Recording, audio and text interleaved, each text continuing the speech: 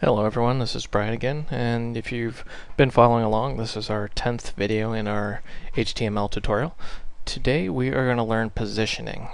So far, everything that we've done has been justified or positioned to the left.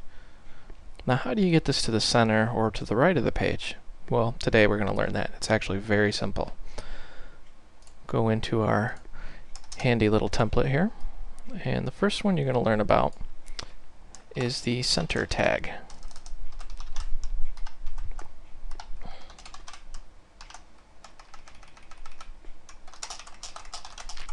I'm sure you can hear me typing. My gaming keyboard's a bit loud.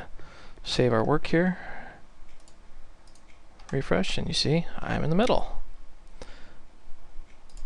And that's all there is to it. Just center, in center, put what you want in the middle. Now, one of the tags that we've learned before is the paragraph tag. Remember, it's just, whoops, help if I put the in bracket here.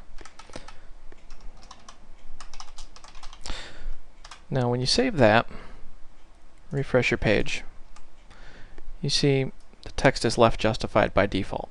So how do we manipulate this text within the paragraph, tell it where to put it? Well, the answer to that is an attribute called align. And in this case, we'll say right.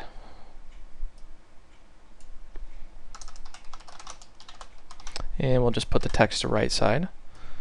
And just to cheat a little bit here, we will copy this, paste it. And for this, we will put center.